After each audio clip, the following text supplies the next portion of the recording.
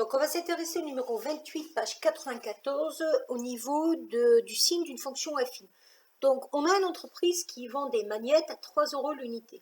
Cette entreprise en vend X, ça veut dire que le prix de vente des X magnettes sera égal à 3X. On vous explique que cette entreprise va trouver le résultat en euros des manettes vendues sous la forme d'une fonction affine qui est celle-ci, f de x égale 3x moins 2700 en euros. Et on se rend compte que ça ne correspond pas tout à fait au 3x. Donc la première question qu'on vous demande, c'est calculer f de 0 et l'interpréter. Donc f de 0, ça fait 3 fois 0, moins 2700, ça fait donc moins 2700 €. Concrètement, avant qu'elle ait produit un seul magnète, cette entreprise va déjà dépenser 2700 €. C'est ce qu'on va correspondre au prix de départ d'investissement.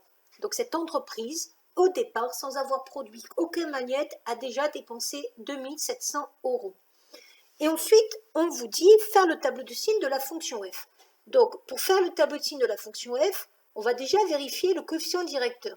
Le coefficient directeur ici c'est 3, c'est positif. Ça veut dire que votre fonction f est croissante sur l'ensemble des réels. Donc si elle est croissante, c'est qu'elle va passer au niveau du signe du moins au plus. Donc ça, c'est ce qu'on a appris dans le cours. Donc signe de f de x. Donc x est un nombre d'objets, mais nous on va dire qu'on est sur moins l'infini plus l'infini, puis on va prédiscuter par rapport à ça.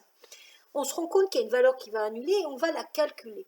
Donc 3x moins 2700 égale 0, ça fait 3x égale 2700, donc ça fait x égale 2700 divisé par 3, c'est-à-dire 900. Ça veut dire que quand cette entreprise produit 900 objets, elle ne gagne pas d'argent, elle est pile à l'équilibre. Donc moi, je vais enlever le moins l'infini, parce qu'il faut que ce soit cohérent avec l'exercice, et je vais mettre 0 pour dire le nombre d'objets. 0 est bien avant 900, je l'ai vérifié.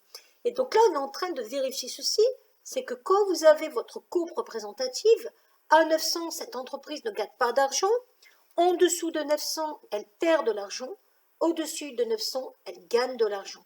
Donc pour répondre à la question, pour que cette entreprise gagne de l'argent, il faut qu'elle produise plus de 900 magnettes pour avoir un gain positif de cette entreprise.